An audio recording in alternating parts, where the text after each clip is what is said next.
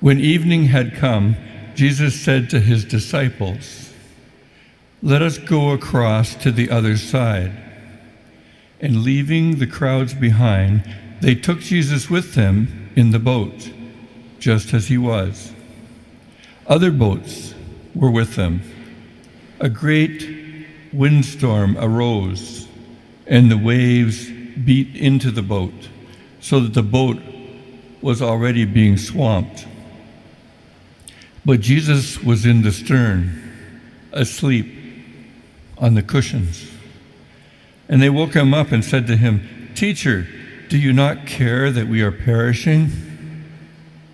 He woke up and rebuked the wind and said to the sea, "Peace, be still." Then the wind ceased, and there was a dead calm. Jesus said to them, "Why are you so afraid? Have you still no faith?" And they were filled with great awe and said to one another, "Who then is this, that even the wind and the sea obey him?" The Gospel of the Lord. Praise to you, Lord Jesus Christ.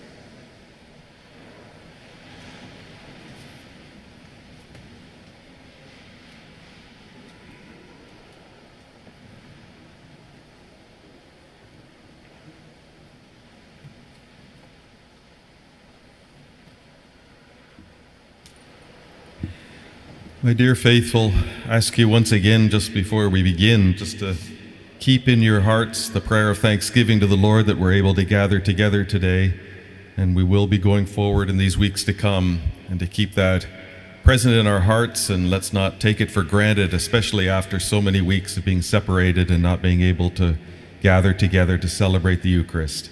So we'll do that over the weeks coming as well, because we know ourselves how frail we are. We slip back to things and forget the Lord has been so good to us, especially in this time, and we're thankful for all those gifts. Today's reading, the first reading, is a short passage from the book of Job, which is a famous book of the Old Testament, which is dear to really Western culture, a Judeo-Christian tradition, in which this character Job is faithful to the end and is submitted to many tests and trials. And many of his friends come and gather and sit with him and mourn with him and then try to get him to admit that it's all because he's done something wrong. And Job is convinced in his heart that he hasn't done anything wrong, as truly is the case, that he's being tested by the Lord and by the evil one. And then near the end of the long discussions that take place between his friends and Job, finally the Lord intervenes from the turmoil and speaks to Job and to the others, and attempts to teach them how little they know and how little they understand. And it's a very humbling experience for Job, because it goes to the very root of who the Lord is. And the question that he asks and then repeats again in so many poetic forms is, "Where were you when this was created? Where were you when the foundation of the world was laid?" And so on, and then goes into wonderful descriptions such as, "Where were you when the treasury of the snow was gathered?" And it's a vivid, beautiful explanation of the creation of the world, and with the limited understanding in comparison to what we have, but also understanding our limited understanding of creation and the world itself. A stern example and a stern lesson to Job to say, and to his friends, this is how little you understand, and stop speaking as if you have knowledge of these things. It's a wonderful conclusion to the book, which is a longer book, but it's worth reading if we have the chance. But it's a very stern reminder from the Lord who the Creator is and who the creatures are. And that sits within their hearts and then becomes something that is part of our tradition. It couples nicely with the gospel today. Jesus, in the bow of the boat on the cushion, rebukes the wind and the sea, and they obey him as the one who is the Creator itself.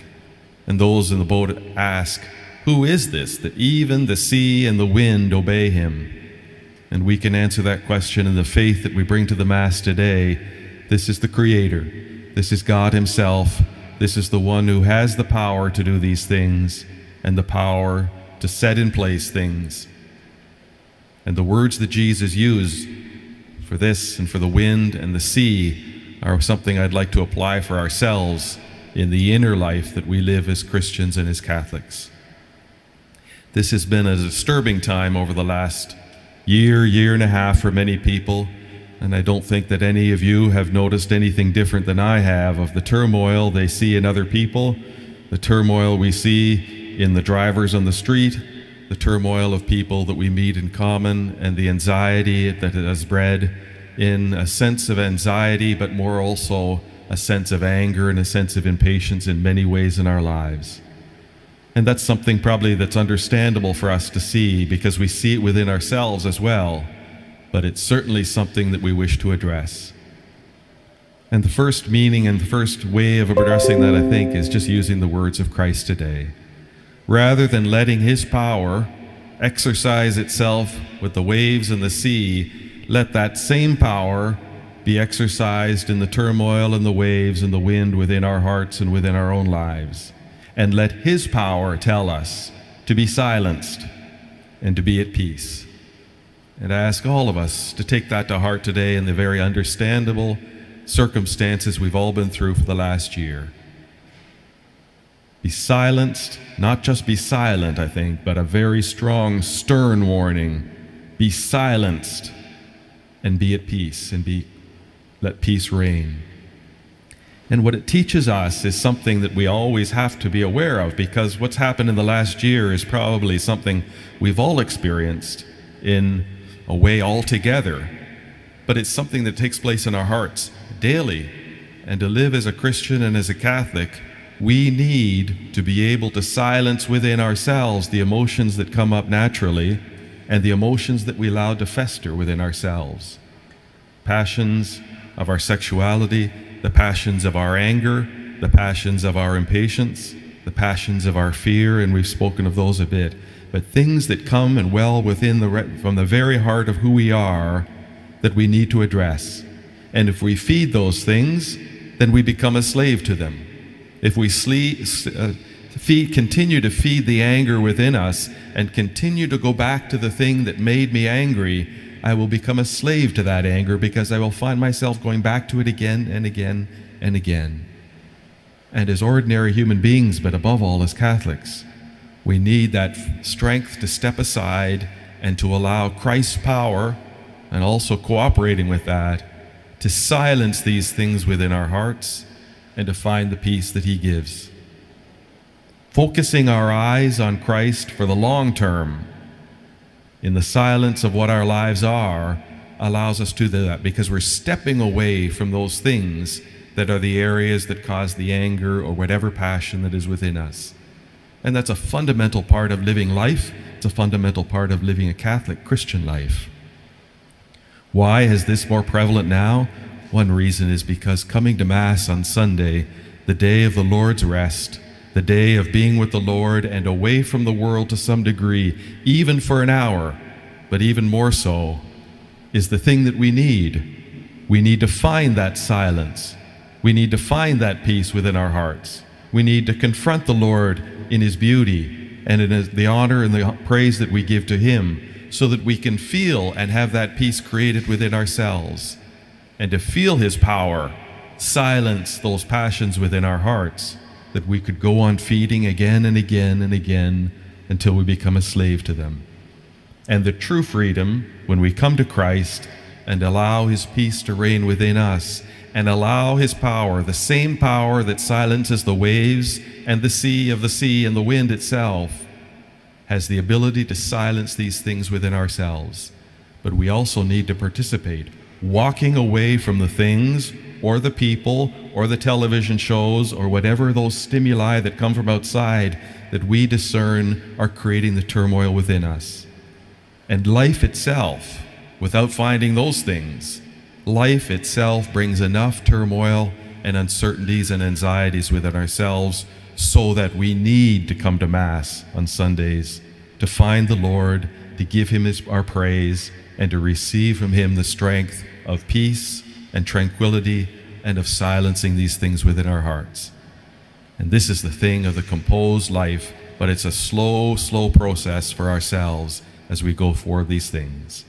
Then, experiencing that peace and that silencing power of the Lord, then we realize the love that he gives to us, which, as St. Paul says, urges us on, impels us to go back into the world as we will, with its agitations and its difficulties, to bring Christ's peace and his love there. And knowing that we continue this struggle which is part of our lives, and knowing also that Christ's power will overcome. And the example of what he does with the waves and the wind today are a fitting example for ourselves. Let us commit ourselves to that way of life, knowing we have to every week find that cycle in which we find the Lord with ourselves, coming to him, and as we've said so many times, offering our lives to him. And then also, with our own discernment, finding within every day, even 15, 5, 10 minutes, to be quiet with the Lord, to renew and rejuvenate through our prayer what we experience here on Sunday when we gather together. And the more we can give time to that, in the midst of busy lives with young families and everything else, the more we'll find that peace and also the strength of God's redeeming love within us that quiets these passions and these difficulties that is a part of life. Let us renew ourselves to that goal, what he asks of us when he gives us the commandment, do this in memory of me. Experience my power, the peace and the love that is mine for you.